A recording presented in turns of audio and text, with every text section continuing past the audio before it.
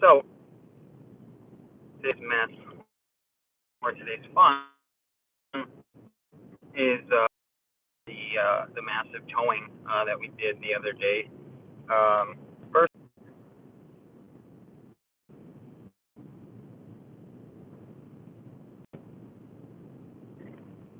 anyway, again, I keep losing service here. It's obnoxious. Um, so we change intercooler, change charge pipes, start monitoring intake air temperature, and we're pushing.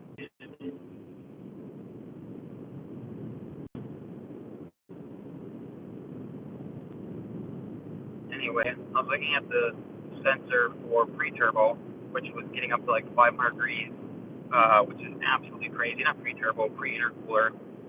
So maybe something was wrong there because I'm pushing 20 psi right now, and my intake air temperature is only 86 degrees, which is right on the money actually. So that's good to know.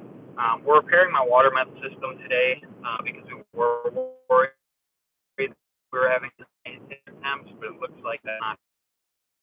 We're replacing my fast lines with nicer lines here today. We are replacing the airbag that we lost during towing. We're putting on more air compressor with on. We are just draining the trans fan and adding 60 quarts to the tranny. We're changing oil. And we're changing the rear diff. I noticed the rear diff was running a little hot when I was pulling that.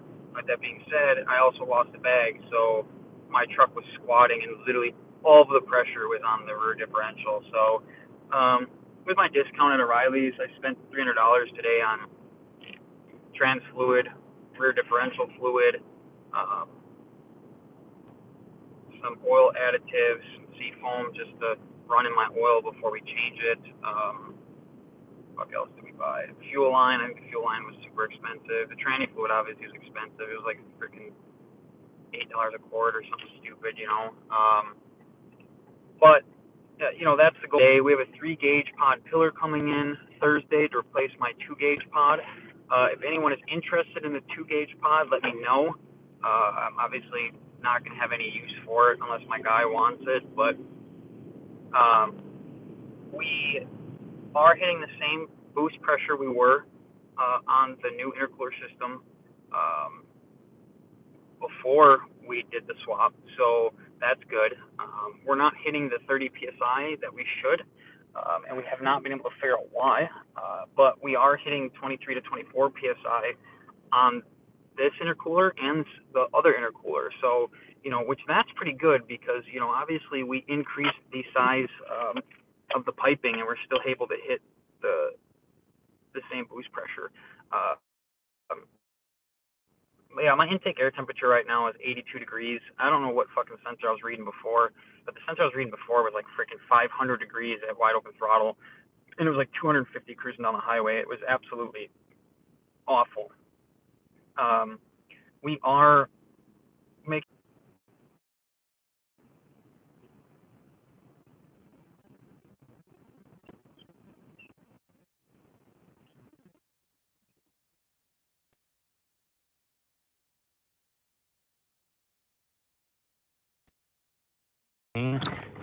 when not needed, and we're not being excessive about it, generating excessive heat or EGTs or anything else. So I don't think that'll be very hard to do.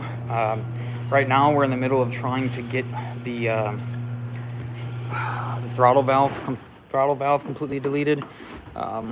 It's definitely been different learning process to delete the throttle valve because you can't just delete the code. You have to delete what causes the code, and there's like 600 different tests that test it. Every day I've been going on, and so for those of you who have asked in the past if the throttle valve was worth deleting or the purpose of it, I want you to know that there is an obnoxious amount of things the throttle valve has to do with. Obviously the EGR, heating up the engine, but it's also used to limit boost and a bunch of other things that you don't want the throttle valve in there doing. So the throttle valve does actually get in the way of your engine's performance, not in the way that it's like super restrictive, sorry, I got it like close to my face. Not in a way that's super restrictive, but in the way that that it can limit you. Like you can be going down the highway and it'll partially close to try and adjust boost pressure and other things like that. That you know, in the end, all it does is fight you. And if you want to see something cool, yeah, that's sorry if my engine's too loud. I gotta put some seafoam in it before we change the oil. That's my stepdad's new Rebel Hemi. Hold on a second.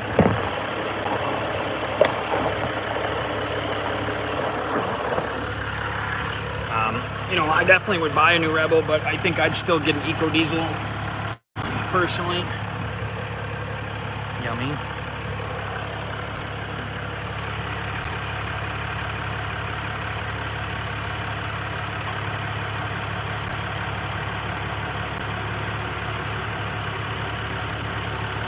What we're doing is we're adding seafoam to the crankcase right now.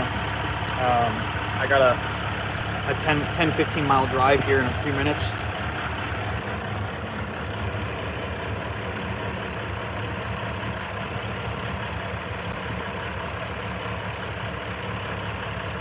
It's fucking weird. Okay, now readjusted. That's the weirdest thing I've ever seen. I dumped seafoam in my oil and the truck started running like shit. But yeah, so it's we're using the seafoam in the oil before we do the oil change to help kind of knock some of the crap out of it. There's a lot of just shit that gets in there. The oil, even deleted, the oil it still gets really, really nasty on these trucks. So you know, we might do one of those oil filter bypass kits that go down to 2 microns and see how well that does with the oil. See if it does any substantial changes and things like that. Yeah, I don't need to change clothes. So that's what we're gonna do today. For those of you who haven't seen my motor in a while, here it is with the charge pipes. So I don't know if you can see the intercooler through there, but one of the issues that I do have that I need to get taken care of. Let me see if I can switch screens. Look, you can see inside my engine bay. You know, that's possible fuel mileage lost there, because instead of funneling the air through the radiator, it's allowing air to go past the radiator into the engine bay on each side. Just like an obnoxious amount. So, you know, where you come over here, and you'll notice this Rebel's got plastic here that funnels the air to the radiator. So, it's gonna be on my list of things to do when we get back from this trip here. We're gonna be leaving here tonight, probably heading to Indiana. From Indiana, we're going to be heading to